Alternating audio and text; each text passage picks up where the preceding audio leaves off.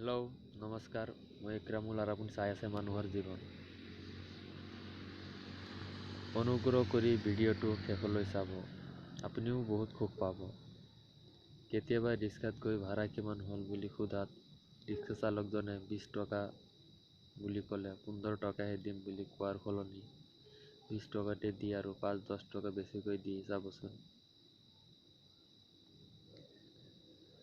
আপুনি যি সন্তুষ্টি পাব সেয়া আন কোনেও উপলব্ধি কৰিব নোৱাৰিব।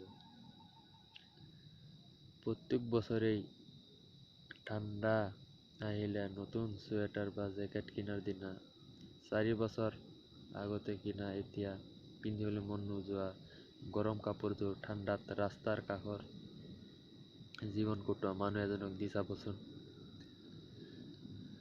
মন্দিৰত ভগৱানৰ মূৰ্তিক গাখীৰ খুৱাবলৈ চেষ্টা কৰাতকৈ সেইখিনি বাহিৰত বহি থকা 3-4 দিন ধৰি এসাঁজ খাবলৈ নাপায় ভোকত কলমতিয়াই থকাজনক দি চাবচোন। ভগৱানে চকু মেলি আপোনালৈ চাব।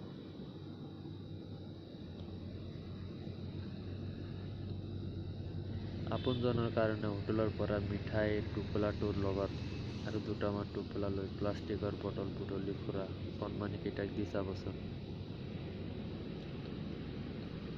ঐ ৰিক্সা বুলি মতা দেউতা বয়সীয়া ব্যক্তিজনক খুৰা বৰদেউতা বুলি সম্বোধন কৰি ঘৰ ক'ত কেতিয়াবা সুধি চাবচোন।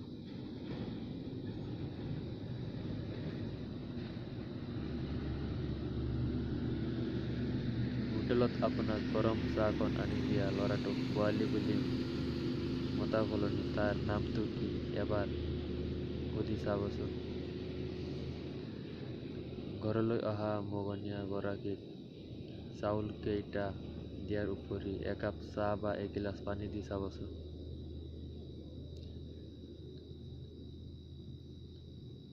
মানুহৰ জীৱনটো বৰ দীঘলীয়া নহয়, মনৰ বেয়া ভাৱবোৰ এৰি সকলোৰে লগত একেলগে হৈ চলি যাবচোন। যিমান সুখ পোৱা যায় সেই সুখ পৃথিৱীৰ বেলেগ ক'তো পোৱা নাযায়।